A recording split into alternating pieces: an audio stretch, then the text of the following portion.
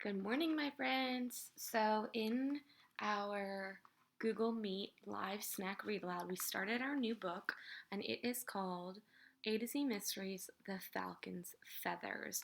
And for those of you who were not in our live Google chat, so far we have read a couple of chapters and we have learned that Dink, Josh, and Ruth Rose have found a falcon's nest. And a falcon is a bird and they are on the verge of extinction. And we talked about what that meant. So that means that the animals, the falcons, are in danger so that they might be gone as a bird. So one day we might never have any falcons again. That means extinct, kind of like the dinosaurs are extinct. We don't have any more on our planet with us. And Dink, Josh, and Ruth Rose found this falcon's nest, and then they went back, and the falcons were gone.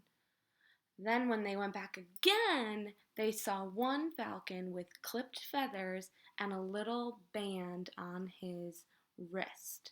So, chapter 4, we're going to see what happens next. Mrs. Wong examined the band. "There's writing on it," she told the kids, "but it's too small for me to read." "What is it?" Josh asked. "It's a name tag," said Mrs. Wong, "just like you'd hang on a dog's collar.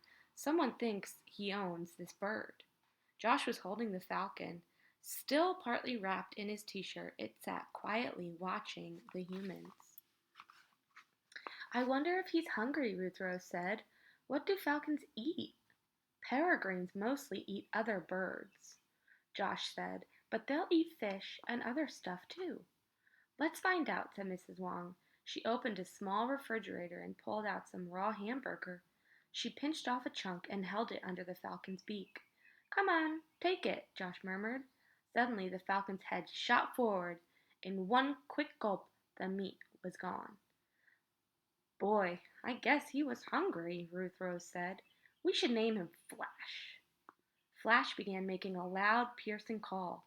He shrieked over and over until Mrs. Wong fed him another piece of hamburger meat. After the second helping, he stopped fussing and closed his eyes. "What shall we do with him?" Josh asked Mrs. Wong.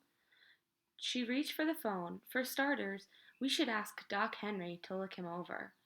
The kids listened as Mrs. Wong told the veterinarian about Flash. She hung up the phone and said, "He'll take a look if you kids bring the bird to his office. He's right over on East Green Street."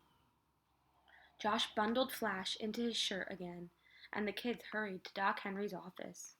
While Josh washed his hands, Doc Henry examined Flash. "And you found this guy where?" Doc Henry asked. "Out in the woods," Josh said, pulling his shirt back on. He explained how they'd gone to see the young falcons only to find the nest empty. "Well, this is a young peregrine, all right," the vet said. "Pretty rare around here." Doc found the band on Flash's leg and cut it off. Then he gently spread the falcon's wings and probed for broken bones. Probed probably means check the bird for broken bones. "He seems healthy enough," Doc said. "Probably just starting to fly. But looky here. Someone's trimmed his wing feathers." Now, why might someone trim his wing feathers, I want to ask. I want you to think about that. Maybe, like Doc had just said, the bird was just learning to fly. So do you think that if the bird's wing feathers are clipped, that it'll be able to fly? So maybe someone's trying to stop them from flying away out of the nest. The kids crowded around. "See," the vet continued, "peregrines normally have long, pointy wings. These have been rounded off with scissors." Just then a tall woman with black hair came up to the table. "What's everyone looking at?" she asked. "Oh, hi, Grace," Doc said. "Kids, this is my new assistant, Grace Lockwood. Grace, these kids brought in a young peregrine." The woman gave the kids a long look. Her eyes were piercing. They reminded Dink of an eagle's eyes. She turned and ran her hands over the bird's back. Suddenly, Flash bit her finger. "Ouch!" she said.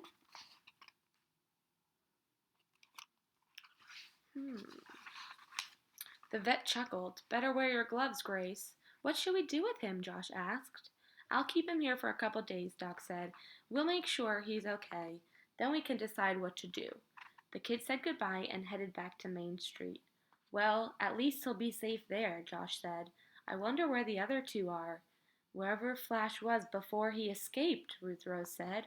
What I want to know, Dink said, is why someone would trim Flash's wings.